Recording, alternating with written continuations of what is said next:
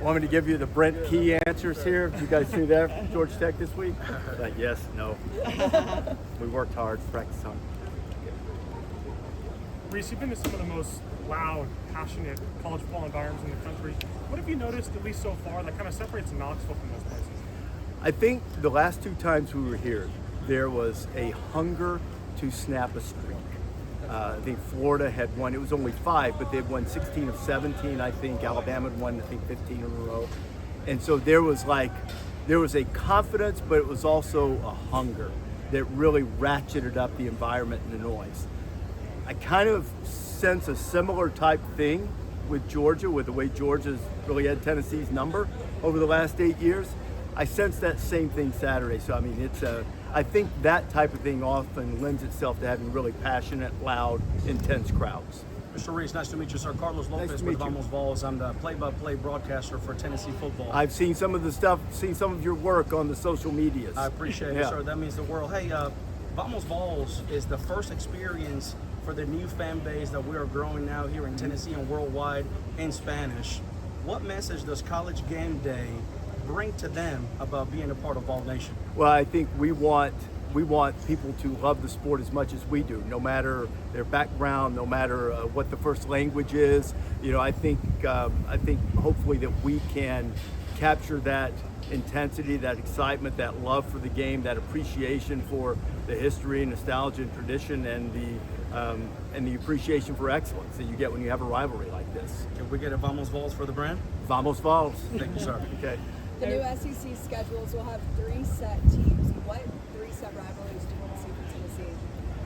That was good. I just brought this up on our ABC segment that maybe this is not going to be an annual game anymore. Now, old guys like me remember when Georgia and Tennessee didn't play every year. They played sometimes.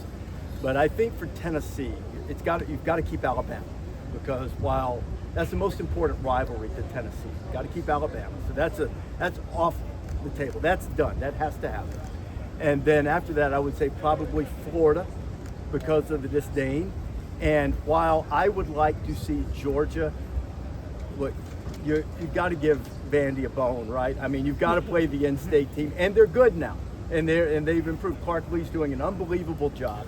So it's going to have to be Alabama, Florida, and Vanderbilt. And hopefully the way they're going to rotate it, you're going to get Georgia more often than not. And one thing that will also happen is, speaking as an old guy, Tennessee and Auburn had some great games historically. They haven't played as often lately. You'll get to see that more often. So everything's a trade-off. Life is a trade-off, right? So, but those would be the 3 that I would suggest, and I think that's probably how it will end up. Joey Aguilar has had a very unique situation to get here to Tennessee. What's impressed you most about his journey? I mean, look, the guy's thrown for more than 7,000 yards in his career.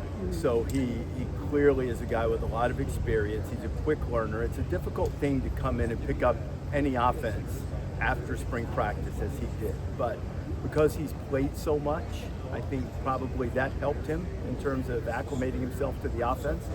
So I think the thing that has impressed me the most, though, is the way that people have gravitated to him. Now, some of that, I'm not going to go life coach on you, but some of that is you get spurned and then someone wants to be with you, to have a relationship with you. You are going to like that person. You're going to go, wow, Joey Aguilar likes us. He likes us better than the other guy did. You know, so there's some of that, but he's also played very well, and you also don't get that with teammates. It has to be more authentic with teammates. You have to come in and win them over, and from all appearances, I'm certainly not at practice every day, but from watching them play in games, there seems to be a bond with Joey that he's been able to build and forge in a short period of time, and I think that's really to his credit. Rece, he played against Clemson while he was at Appalachian State, but this will be the first SEC defense he's facing. It's Georgia. How different will this be for Joey Aguilar? You want me to be honest? Yeah. Way different. Way different. Now, not that much different from Clemson. I mean, Clemson, I know Clemson, in my judgment, that there's no difference in a Clemson defense most years than an SEC defense. They play great defense in Clemson. But it's going to be way different than what he's seen the first 2 weeks. Everything's going to be faster. He's going to have to make decisions quicker. Then the one thing, while it's been great fun to watch him throw up jump balls against a couple of deep ones, and they haven't thrown a lot of deep shots, But when they have, he's thrown up, a couple of jump balls. One last week, got caught for a touchdown. That is not going for a touchdown against Georgia. It's just not. So he's going to have to be smart with the ball, make decisions quickly, and don't put them in bad situations because Georgia thrives on that. And I think the best thing they can do is help him out by running the ball, which is something that Tennessee has not been able to do nearly as successfully against Georgia. Then again, who does? As the Vols have against other opponents. What makes this the best chance that Tennessee has to beat Georgia under Heupel? Well, there are going to be other chances because Josh is a tremendous coach and he's here for the long haul, and Tennessee's going to be a player for as long as he's here. But up to this point, I would say the thing that does it is that Georgia is having some struggles on offense by their standards. I mean, they've got, and it's early also, we don't know how much they've been holding back, but they've got just one play all season of longer than 30 yards. Gunner's not really throwing the ball down the field. They had some problems on the goal line. They're a little beat up on the offensive line, and Tennessee is strong even with all the guys who moved on. They're still strong on the defensive front. So I think those things add up to give them, probably make this more evenly matched than it has been. Because I felt like in the last few years when Josh has been here, that the big advantage was always Georgia's defense in its entirety. Tennessee had a tremendous defensive front a year ago, really good defensive team. But to me, that's always been the thing that has given Georgia the big edge.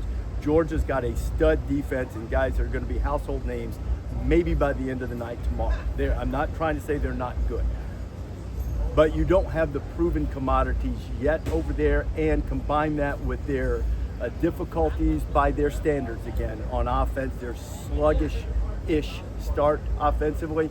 I would say that probably gives Tennessee as good a chance as it has had since Josh has been here.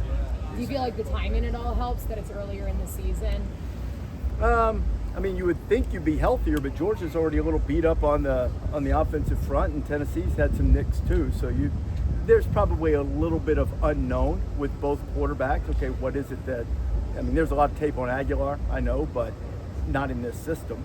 So, maybe later in the season, schemes will be different about what you're trying to take away from Gunner Stockton or from Aguilar. So from that standpoint, it might make it a little bit different.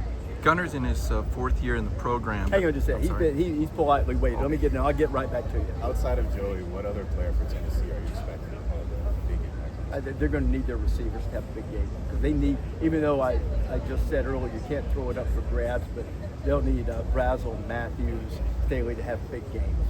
And I do think they're going to have to be able to balance that running football a little bit too. So their skill guys have to play well, and then defensively, Joseph, if he can create some negative plays, that'll be very helpful. Sorry, yes, So yes, sir. the Gunner's played in 11 games. I think this is his fourth start, but his first road start. How different is this for him? Conversely, he's played some big neutral site games. Yeah, I think it's communication will be a big deal. We've seen it really across college football with guys who are new, even if they're talented, struggling, in road starts. We saw it with Bryce Underwood last week. He's very young, obviously. By the way, that guy throws the ball like John Elway. Holy cow, can he throw the ball? But, he's young. So he struggled against Oklahoma, good defense on the road. Last week, Ty Simpson, who's probably a little bit more akin to Gunner's situation. He's been in the program for a while. Struggled a little bit against Florida State. So you've seen some of that. So there'll be some rough moments because you're checkerboarding the stadium, right? It's going to be loud, right? You don't like the dogs, right? I mean, it'll be a tough game for Gunner. So I think it's certainly part of the challenge. But it's helpful that he's been around the program for a while. For Gunner, it's just his first full season as a starter, and they've only played Austin Peay and Marshall. In your mind, does that make Gunner Stockton harder to scout, and does that give Georgia an edge? I think you saw enough of him in a backup role and also against Notre Dame. They have an idea of where his strength lies. And I mentioned earlier they haven't pushed the ball down the field as much. So look, I'm no defensive coordinator. I'm no Tim Haynes. But Tim knows what to do. But my guess is, okay, prove it. Can you hit passes down the field? Prove it. That would be my guess if I had to guess about what we'll see. Thanks. Okay. Thanks, All right. Rece. Thank you so much. Thank you so much.